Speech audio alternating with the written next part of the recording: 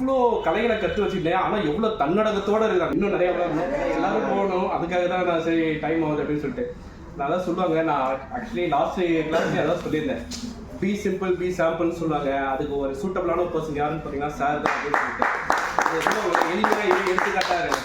ஆனால் நான் பார்க்குறேன் இவ்வளோ கலைகளை கற்று வச்சுட்டேன். ஆனால் எவ்வளோ தன்னடகத்தோடு இருக்காங்க. நிறைய தழும்பாதுன்னு சொல்லுவாங்க பார்த்தீங்களா, அதெல்லாம் இந்த உருவத்தில் தான் பார்த்தேன். ஸோ ரொம்ப இவங்களை பார்த்தோன்னே நானே நிறைய கற்றுக்கிட்டேன். ஸோ இப்படிலாம் இருக்கணும், இப்படிலாம் இவ்வளோ நிறைய ஒரு தெரியாத கலைகளே கிடையாது. நிறைய கலைகள் கற்றுருக்காங்க. பட் ஆனாலும் எனக்கு இதெல்லாம் தெரியும் அப்படின்ற ஒரு இதுவே இல்லை. அப்படியே ரொம்ப கேஷுவலாக இருக்காரு. ஸோ அது சாருக்கு வந்து ரொம்ப பிடிச்சிது. இங்கே ஒர்க் பண்ணுற ஸ்டாஃபுமே ரொம்ப கைண்டாக பேசி ஃபோனில் கான்டாக்ட் பண்ணுறதுலாம் அவங்களுடைய வார்த்தைகளெல்லாம் எப்படின்னா போகணுமா அப்படின்னா கூட ஐயோ போய் தான் ஆகணும் அப்படின்ற மாதிரி அவங்க என்கிட்ட பேசினாங்க. நல்லா கைண்டாக பேசினாங்க.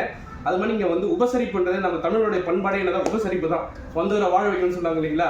ஸோ இங்கே வந்தோடனே அவங்க எல்லாருமே அந்த ஜென்ஸ் ஸ்டாஃபாக இருக்கட்டும், லேடிஸ் ஸ்டாஃபாக இருக்கட்டும், எல்லாருமே அவ்வளோ கோஆப்டாக ஒரு குடும்பத்தில் தான் இந்த மாதிரி சம்பவங்கள் தான் நிகழும். ஸோ அதை நான் இங்கே பார்த்தேன். ஒரு ஃபீல் கிடச்சிது, எனக்கு ஒரு ஃபேமிலியாக ஒரு ஃபீல் கிடச்சிது. ஸோ சார் வந்து இன்னும் நிறைய வளர்ந்துட்டாரு, இன்னும் நிறைய வளரணும். ஸோ நம்மளுடைய பிளஸிங், நம்மளோட ப்ரேயர்ஸ் எல்லாமே sir. Thank you so much sir.